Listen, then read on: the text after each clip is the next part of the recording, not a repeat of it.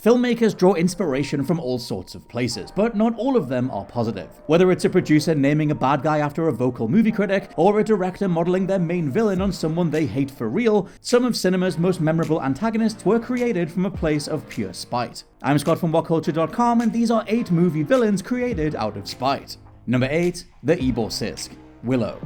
The original idea for 1988's Willow came from the mind of Star Wars creator George Lucas, who envisioned all the movie's strange fantasy creatures and thus had the responsibility of naming each one. One of the monsters he came up with was the EBORSISK, a slimy, two-headed beast that Willow accidentally creates towards the end of the film. At face value, the EBORSISK just seems like a totally made-up word with no real meaning behind it, but in reality, Lucas just wasn't a fan of legendary film critics Gene Siskel and Roger Ebert, as they'd given some of his previous efforts a hard time. In response, Lucas combined their names and created the EBORSISK as a middle finger to this difficult-to-please duo. He also did the same with General Kale, another villain in the movie who was named after film critic Pauline Kael. Siskel and Ebert would give Willow 2 thumbs down in a joint review, though it was far from the first time they'd appear in movies as villains. Though not outright baddies, Siskel and Ebert were also unflatteringly featured in 1998's Godzilla as Mayor Ebert and Yes Man Gene in tow. Number 7. Gaston, Beauty and the Beast. Though he's now synonymous with the Beauty and the Beast story, the character of Gaston didn't actually exist in the original fairy tale. He was created by Disney for the studio's animated adaptation in 1991, with the filmmakers feeling that the story needed a proper out-and-out villain. From here, Gaston was born, a cocky, muscular, boneheaded gym bro who doesn't really care about anyone but himself and his pecs. Unfortunately for screenwriter Linda Wolverton though, the type of arrogance displayed by Gaston was something she'd experienced in her personal life, drawing on this when creating the character. "There's tinges of guys I used to date," she told the LA Times, indicating that Gaston was intended as something of a mockery of various hubristic ex-boyfriends. Number 6. Michael Moore, Team America World Police. Though pretty much every celebrity who appears in 2004's Team America World Police is depicted in an unflattering way, the movie's takedown of documentary filmmaker Michael Moore feels much more mean-spirited and personal. And, well, that's because it was. Moore is portrayed as an overweight moron who always has hot dogs or pizza in his hands. He also calls Team America fascists, blows up their base in a suicide bomb attack, and is later referred to as a giant socialist weasel. It's scathing stuff, and this harsh portrayal was created purely because Team America writers Matt Stone and Trey Parker had a very specific beef with the real-life Moore. It stemmed from his Oscar-winning documentary Bowling for Columbine, where Stone was quoted saying, "We have a very specific beef with Michael Moore. I did an interview with him and he didn't mischaracterize me or anything I said in Bowling for Columbine, but what he did do was put this cartoon right after me that made it look like we did that cartoon." Stone heavily disliked the use of this cartoon, titled A Brief History of the United States of America, as it was very much modeled on South Park style and came across as being endorsed or created by him, though Stone himself had nothing to do with the animation. Number 5. ANTWAN, Free Guy. Taika Waititi's bonkers performance in Free Guy was a highlight in a very funny movie, with his character Antoine, the head of a video game company, clearly being designed to poke fun at money-grubbing studio executives who are allergic to originality. Perhaps unsurprisingly, this type of executive was something that director/producer Sean Levy was all too familiar with, having spent the last couple of decades working under major studios like Disney and Fox. Not to mention, anyone who's been a regular gamer for the last 10 years or so has seen this approach in spades. For Levy though, rather than bottling up these frustrations, he decided to channel them into the creation of Antoine, with the filmmaker revealing that Free Guy's villain was largely inspired by a specific unnamed studio executive who had annoyed him in the past. To quote, "I just thought it was funny because early on an executive who I won't name said, 'Okay, so this movie Free Guy, what's it based on?' And we were like, 'Nothing.' And the executive is like, 'Okay, you say nothing, but like, it's not a sequel, it's not based on a comic book or a graphic novel? What? Like, no, nothing. New ideas.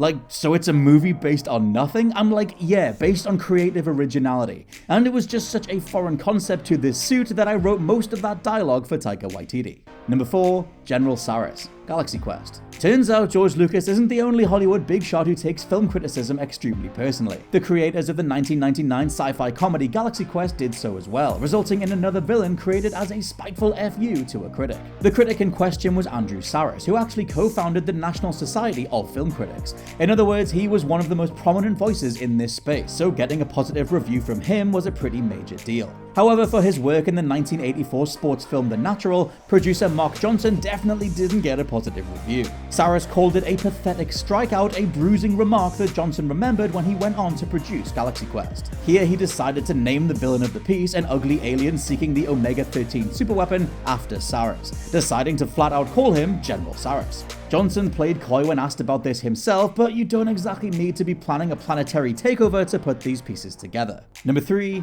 Biff Tannen. Back to the Future. Actor Thomas Wilson was so effective as high school thug Biff Tannen in 1984's Back to the Future, you'd be forgiven for thinking he did a fair bit of bullying during his own high school days. And if you think that, you aren't a million miles away from the truth. Wilson did draw on personal bullying experiences in order to craft his iconic villainous turn, but sadly these were experiences where he was on the receiving end of the misery. In an interview with The Hollywood Reporter, Wilson explained that he was constantly shoved around by bullies during his childhood, and as a result he knew how they operated. Clearly harboring a lot of bitterness towards bullies, he decided to channel that into his performance as Biff, creating one of the most famous bad guy turns of all time. Another Back to the Future example is Biff's turn as a Trump-esque billionaire riding his own fortune to the top in the second movie, which after finally being revealed by writer Bob Gale in 2017, was always based on the former president. Number 2. Lord Farquaad. SHREK. One of the reasons SHREK has endured is because it works as a fun, harmless movie for kids, yet it also contains a bunch of wink-wink, nudge-nudge jokes that only adults will understand. The origins of Farquaad's character then can actually be traced back to a 1990s feud between studio executives Jeffrey Katzenberg and Michael Eisner. They both worked at Disney at the time, with Eisner serving as Katzenberg's superior. However, tensions arose between the pair when Katzenberg was denied a promotion, which eventually resulted in him leaving the company and founding DreamWorks in 1994.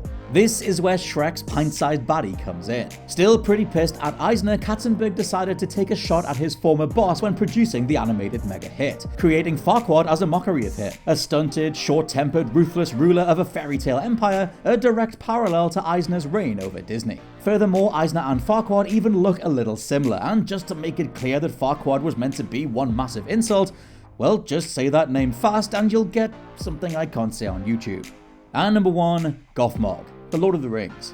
You wouldn't expect an orc from The Lord of the Rings to have any sort of tie with our real world, but one particular orc featured in Peter Jackson's original trilogy has a bizarre origin, linked to a certain disgraced movie industry POS. While appearing on Dax Shepard's Armchair Expert podcast, Frodo himself, Elijah Wood, explained that the design of this orc, widely assumed already to be GOTHMOG, the brutal orc leader who was first introduced in Return of the King, was based on Harvey Weinstein, the former Hollywood producer who was sentenced to 23 years in prison following the exposure of disgusting predatory sexual behavior. To quote Elijah, one of the orc masks, and I remember this vividly, was designed to look like Harvey Weinstein as a sort of FU. I think that it's okay to talk about now, the guy is effing incarcerated, F him. See, before Jackson's trilogy was produced over at New Line Cinema, Weinstein's company Miramax came close to sealing the deal. However, when Weinstein made some strict demands, including giving Jackson just a single movie to adapt the books and then capping the budget at $75 million, a frustrated Jackson leaked the script instead,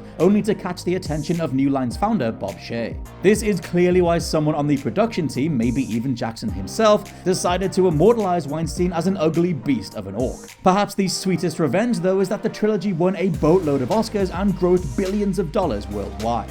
And those are just 8 movie villains created out of spite. Are there any others that you know? Shout them out down in the comments. For now, I've been Scott from WhatCulture.com. Thank you very much for listening, and I'll catch you soon.